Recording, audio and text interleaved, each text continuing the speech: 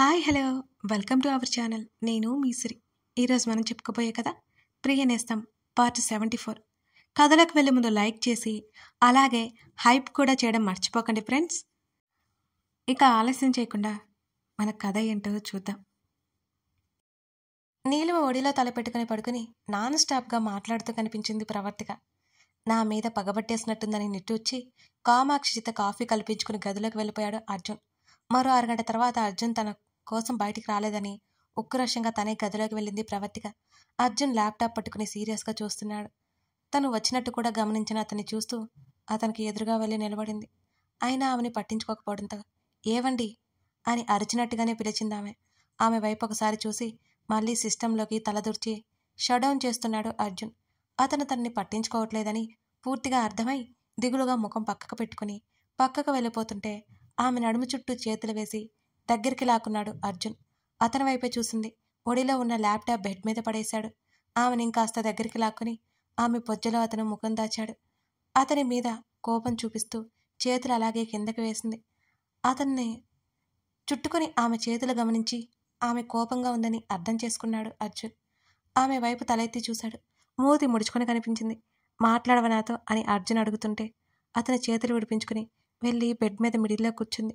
కాళ్ళు పైకి పెట్టుకుని ఆమె వైపుకు తిరిగాడు అర్జున్. ఆమె కళ్ళలో నుంచి నీళ్లు బయటకు దూకడానికి రెడీగా ఉన్నాయి కన్నీళ్లు. ఓయ్, మాట్లాడుతుంటే వినిపించడం లేదా? సమాధానం చెప్పకపోతే నాకు నచ్చదు అని అర్జున్ అన్నాడు. నిండు కుండల్లా ఉన్నాయి ఆమె కళ్ళు. అతని వైపే చూసింది ఏడుపు మొహం పెట్టుకుని ఆమె. నిరాహార దీక్ష చేస్తున్నావా అని. సరి నిరాహార దీక్ష అంటే నాకు సరిగ్గా ఐడియా లేదు. మౌనవ్రతం. ఎస్, మౌనవ్రతం చేస్తున్నావా అని అడిగాడు. మీకన్నీ వెటకారమే అంటూ కులాయి తిప్పింది. ఇప్పుడు నేనేమన్నానని ఏడుస్తున్నావు అని అర్జున్ ఆశ్చర్యంగా అడుగుతుంటే ఏమనట్లయితే చెప్పండి, నన్ను ఎప్పుడెప్పుడు పంపించేద్దామని చూస్తూ, అంతేకాకుండా నేను కోపంగా వెళ్ళిపోయానని తెలిసి కూడా కనీసం నన్ను లోపలికి కూడా పిలవలేదు, బయటికి వచ్చైనా మాట్లాడలేదు అని మణికట్టుతో కళ్ళు తుడుచుకుంటూ అంది ప్రవర్తిక. గడ్డం కింద చేతులు పెట్టుకుని ఆమెనే చూస్తున్నాడు అర్జున్. ఇంకా ఏడుస్తూ ఇప్పుడు కూడా నేనే వచ్చి మాట్లాడుతుంటే నాతో మాట్లాడ ఇష్టం లేనట్టుగా ముఖం తిప్పుకున్నారు అని పైకే శబ్దం వచ్చేలా ఏడుస్తోంది. కాదు ఏడుపు నటిస్తోంది. పాకెట్లో ఖర్చు తీసి ఆమెకు ఇచ్చాడు. అది అందుకుని కళ్ళు తుడుచుకుంటూ ముక్కు చీదుకుంటూ ఉంది ప్రవర్తిక. మొదటిసారి ఎందుకో ఆమె ఏడుస్తుంటే చిరాగ్గా అనిపించలేదు అతనికి. అంతేకాకుండా పైపెచ్చు అతనికి నవ్వొస్తుంది. ఇంత ప్రేమేంటి నా మీద ఈ అమ్మాయికి? నేనేం చేశానని ఇంత ప్రేమ చూపిస్తోంది అనుకుంటూ చిరునవ్వుతో ఆమెనే చూస్తున్నాడు అర్జున్. చూసారా నేను ఏడుస్తుంటే మీకు నవ్వొస్తుందా అని ఉక్రోషంగా కళ్ళు తుడుచుకుంటూ ప్రవర్తిక అరిచింది మళ్ళీ అతని మీద. ఆమె ఇంకేం మాట్లాడనివ్వదు అని అర్థమైపోయింది అర్జున్కి. కొంచెం ముందుకు జరిగే ఆమె తలని తన హృదయానికి హత్తుకున్నాడు. అతని చుట్టూ చేతులు వేసింది ప్రవర్తిక. ఆమె ముఖాన్ని చేతుల్లోకి తీసుకుని ఆమె నుదుటిన ముద్దు పెట్టుకున్నాడు. అలిగినట్టు ముఖం పెట్టుకుంది, పక్కకు తిప్పుకుంది. ఆమె చెంపల మీద కన్నీటిని చారలు తుడిచి నాతో ఏడవలని చెప్పావు కదా, ఇదేంటి అని అతను అడుగుతుంటే మాట్లాడకుండా ముఖం తిప్పేసుకుంది. నువ్వు ఈ మధ్య చాలా మారిపోయావు అని అన్నాడు అర్జున్. వెంటనే అతని వైపు కళ్ళు తిప్పి ఎందుకు అలా అన్నారు అన్నట్టు చూస్తుంది ప్రవర్తిక. ఆమె చేతి వేళ్ళ మీద ముద్దాడి ఇంతకుముందు ఎంత సైలెంట్గా అమాయకంగా ఉండేదానివి, ఇప్పుడేమో నా మీద అరుస్తున్నా అని ఆమె వైపు చూశాడు అర్జున్. ఏం చేసినా మీతోనే ఉంచుకునేవాళ్ళు, ఇప్పుడు పంపిస్తున్నారు కదా, వెంటనే సమాధానం చెప్పింది ప్రవర్తిక. అది కాదురా అని అర్జున్ అంటుంటే అది కాదు ఇది కాదు, నువ్వు ఇక్కడ లేకపోతే నేను ప్రశాంతంగా ఉంటాను, ఆ రాక్షసులతో తలపడతాను, అన్ని సమస్యలు తీర్చేస్తాను, ఇవేగా మీరు చెప్పాలనుకున్నది, చెప్పండి అని వెటకారంగా మాట్లాడింది. అతడు నిట్టూర్చాడు. నువ్వు చెప్పింది కరెక్టే, కానీ నువ్వు లేకుండా నేను ప్రశాంతంగా ఉండగలనా అని అడిగాడు. ఉండలేని వారు ఎందుకు పంపిస్తున్నారు అని అడిగింది. ఎన్నిసార్లు చెప్తున్నా అర్థం చేసుకోకపోతే ఎలా చెప్పు అని అర్జున్ అడిగాడు. నాకు అర్థం చేసుకోవడం రాదు, ఇక మీదట అర్థం చేసుకుని కూడా మీకెందుకు అర్థం కావడం లేదు, నేను వెళ్ళను అంటుంటే అంది ప్రవర్తిక. మీ అమ్మగారిని కూడా నీతో తీసుకెళ్ళా అంటున్నా కదా. ఆమె మాట్లాడలేదు. మీ ఇద్దరిని వదిలి నేను ఉండగలనా అని ఆమె పొజ్జ నిమురుతూ అతను అడుగుతుంటే మేం కూడా మిమ్మల్ని వదిలి ఉండలేం అని అతని చేతి మీద చేయి వేసింది ప్రవర్తిక. అతని చేతిని పట్టుకుని చెంప కింద పెట్టుకుని ప్లీజ్ నేను వెళ్ళను అని దీనంగా ముఖం పెట్టి అడిగింది. ఆమె ముఖం చూసి బలవంతంగా ఇక పంపించడం చేయలేకపోయాడు. సరే నీ ఇష్టం అని అర్జున్ అనగానే నిజంగానా అని సంతోషంగా అరిచింది ప్రవర్తిక. అమ్మయ్య ఇప్పుడు హాయిగా నిద్రపడుతుంది అని ఆమె వెనక్కి వాలింది. అర్జున్ ఏదో ఆలోచిస్తుంటే ఏవండి అంటూ 2 చేతులు చాచింది. ఆమె హృదయం మీద తల పెట్టుకుని అతను పడుకుని అతని ప్రేమకు ప్రతిరూపాన్ని నిమురుతూ ఉన్నాడు. అతని తల నిమురుతోంది ప్రవర్తిక. కోపంగా ఉన్నారా అని అడిగింది. ఆమె వైపు తల తిప్పి లేదు అన్నాడు అర్జున్. మరి ఎందుకు ఏమీ మాట్లాడట్లేదు మీరు అని అతని ముఖంలోకి చూస్తూ అడిగింది ప్రవర్తిక. హాస్పిటల్కి వెళ్దాం ఇవాళ, ఓకేనా అని అడిగాడు. ఓకే ఆమె తల ఊపింది. నేను ఒకటి అడుగుతాను, కాదనరుగా? ఏంటది చిరునవ్వుతో అడిగాడు. గోరింటాకు పెట్టుకోవాలనుంది అని అంది చిన్నగా. ఈవినింగ్ తెచ్చుకుందాం అని అర్జున్ అంటుంటే రెడీమేడ్ కాదు గోరింటాకు ఈ బిల్డింగ్లో ఉండాలి, సీతమ్మకి చెప్తాను అన్నాడు అర్జున్. మూతి బుగించి అర్జున్ బుగ్గలాగి సంతోషంగా అతని ముక్కు మీద ముద్దిచ్చింది ప్రవర్తిక. ఎన్ని రోజులవుతుంది నీకు విషయం చెప్పి అని అడిగాడు అర్జున్. మీకేమైంది, మీరు బాగానే చెప్తారు. మా ఇంట్లో ఏ మూల ఏ గదిలో కూడా నాకు తెలియట్లేదు. అంతేకాకుండా మా బావ వచ్చాడు, అసలు ఎటు వెతకడానికి వీలు లేకుండా పోయింది. డాడీ ఎప్పుడు వస్తున్నారో ఎప్పుడు వెళ్తున్నారో తెలియట్లేదు అని రాగిని వాపోయింది. ఓకే ఓకే కొంచెం ఫాస్ట్గా ప్రయత్నం చేయి అన్నాడు అర్జున్ రిక్వెస్టింగ్ టోన్తో. అలాగే అంది రాగిని. బాయ్ అతను కాల్ కట్ చేశాడు. అర్జున్ మెడ చుట్టూ చేతులు వేసి నేను రెడీ వెళ్దామా అని అడిగింది ప్రవర్తిక. ఆమె చేతులు విడిపించుకొని పైకి లేచి ఆమెనోసారి చూసి ఆమె చేతిలో ఉన్న రిపోర్ట్స్ అందుకున్నాడు అర్జున్. ఇద్దరూ హాస్పిటల్కి బయలుదేరారు.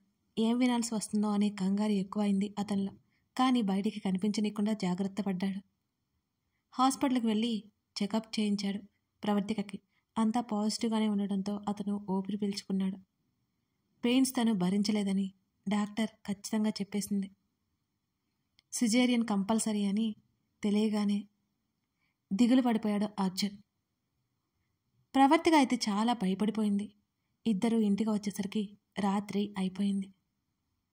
ఇంటికి వచ్చేసరికి ఆమెకి ధైర్యం చెప్పడమే సరిపోయింది అతనికి. ఏంట్రా అలా ఉన్నావు అని వస్తున్న అర్జున్ని చూస్తూ అడిగాడు ప్రణయ్. డాక్టర్ చెప్పింది ప్రణయ్కి వివరించాడు బెడ్ మీదే సెటిల్ అవుతూ అర్జున్. అర్జున్ మాటలు విన్న ప్రణయ్ కంగారు పడిపోయాడు దెబ్బకి. ప్రవీకి తెలుసా అని అడిగాడు. చెల్లెలు భయస్తురాలని తెలిసి ప్రణయ్కి ఎలా రిసీవ్ చేసుకుంటుందో అనే భయం ఉంది అతనిలో. తెలుసు అన్నాడు. ఏమంటోంది? కొత్తగా చెప్పాలా అంటూ ప్రణయ్ వైపు చూశాడు అర్జున్. ఇక్కడే ఉంటుంది కదా, ఇంకేం భయం, అంత జాగ్రత్తగా చూసుకుందాం. ఢిల్లీ వెళ్ళట్లేదని ప్రణయ్తో చెప్పేసింది ఆల్రెడీ.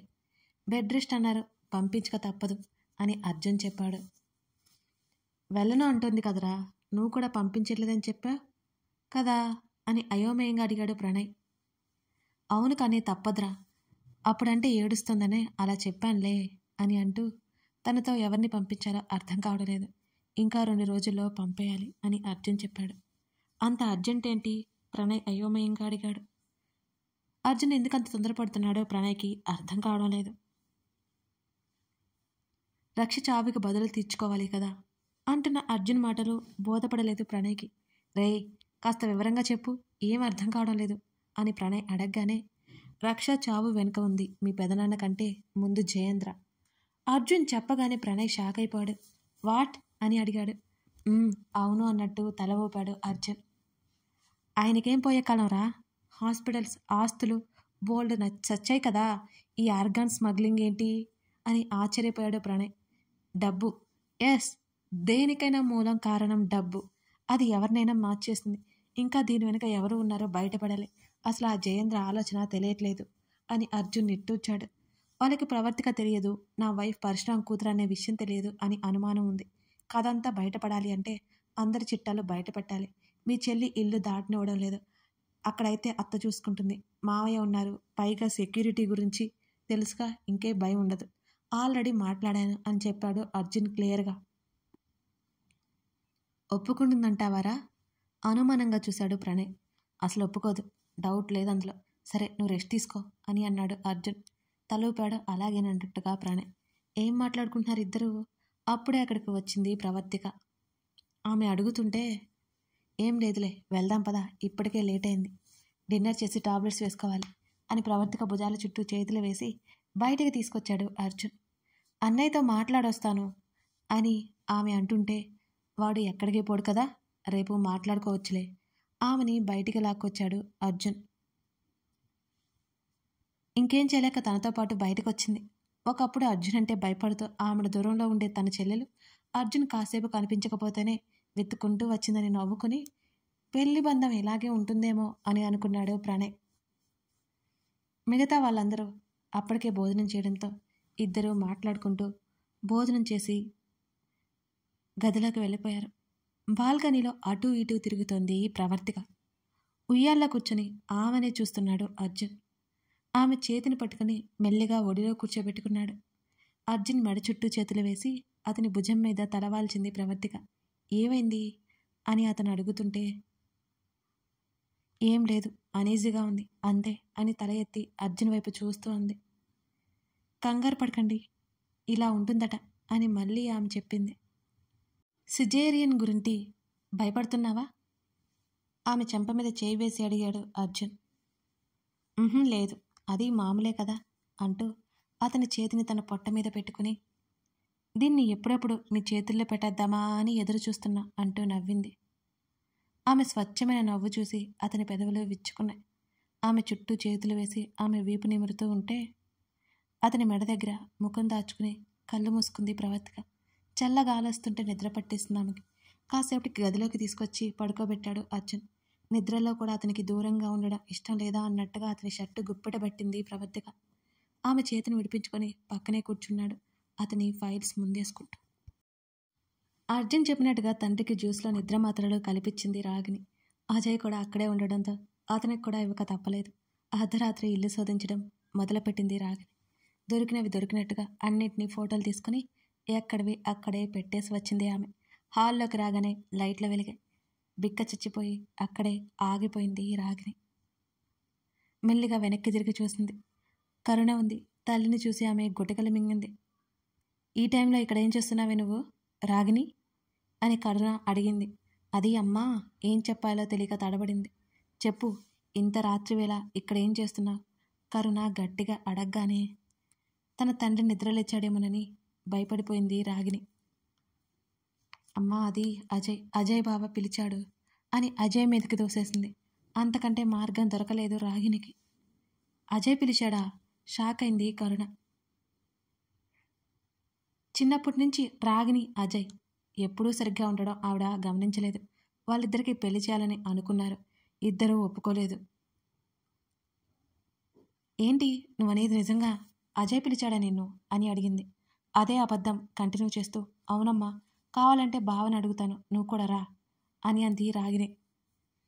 అక్కర్లేదు, కానీ ఇంకోసారి ఇలా అర్ధరాత్రులు మాట్లాడొద్దు అని చిరుకోపంగా చెప్పింది కరుణ. నాకేం తెలియదమ్మా, బావ రమ్మన్నాడు అని ముఖం నల్లగా పెట్టి చెప్పింది రాగిని. సరే లోపలికి వెళ్ళు. కరుణ చెప్పగానే గదిలోకి వెళ్ళి తలుపులు బిగించేసుకుంది. గాడ్, అమ్మకి దొరికిపోయి ఉంటుందని రేపు అజయ్ని అడిగితే ఏం చెప్పాలి? నిజం తెలిసిపోతుందా అని కంగారుగా అనుకుంటూ అలాగే పడుకొని పోయింది రాగిని. వెంటనే దగ్గర ఉన్న డీటెయిల్స్ అన్నీ అర్జున్కి ఫార్వర్డ్ చేసింది. ఫోన్కి వరుసగా నోటిఫికేషన్స్ రావడంతో తన చేతిలో ఉన్న ఫైల్స్ పక్కన పెట్టాడు అర్జున్. రాగిని పంపించిన డీటెయిల్స్ చూసి జయేంద్ర వెనక నుంచి నడిపిస్తున్నాడని అర్జున్కి అర్థమైపోయింది. మరి తనకి రాగినికి పెళ్లి చేయాలని ఎందుకు అనుకున్నాడో విషయం అర్థం కాలేదు అతనికి. రాగిని పంపిన హాస్పిటల్, ఆర్గన్స్ ట్రాన్స్ప్లాంటేషన్ జరిగిన పేషెంట్స్ డీటెయిల్స్, తన దగ్గర ఉన్న వాళ్ళ డీటెయిల్స్ అన్నిటినీ చెక్ చేశాడు అర్జున్. ఆ పనిలో పడి అతనికి నిద్ర కరువైపోయింది. తెల్లవారుజామున దాహంగా అనిపిస్తుంటే మెలకువ వచ్చింది ప్రవర్తికకి.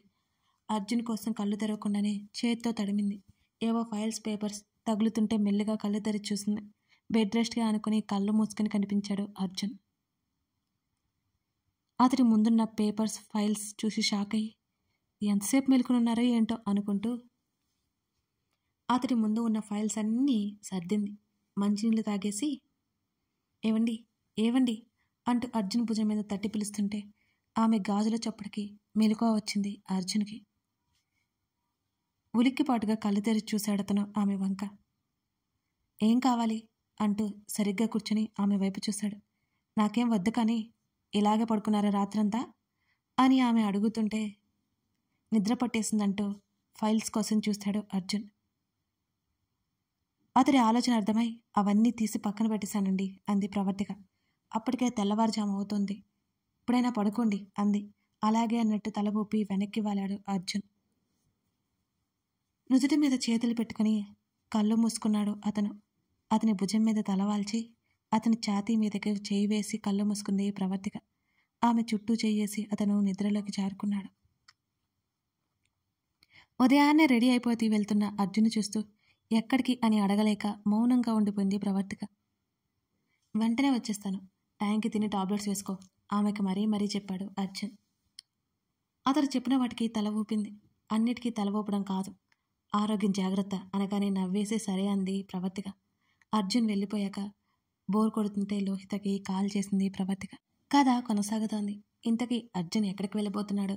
అతని అనుమానం నిజమైందేనా? రాగిని తండ్రి ఇదంతా చేశాడా, లేకపోతే ఇదంతా పరశురాం పనా? దీని వెనుక ఎవరున్నారు? అర్జున్ తెలుసుకుంటాడా? ఇవన్నీ తెలియాలంటే ముందు కథ చూడాల్సిందే. ఈ చిన్న సస్పెన్స్తో పాటు అర్జున్ ప్రవర్తిక అన్కండిషనల్ లవ్ మీకు తెలుస్తుంది. మిస్ చేయకండి. Thank you.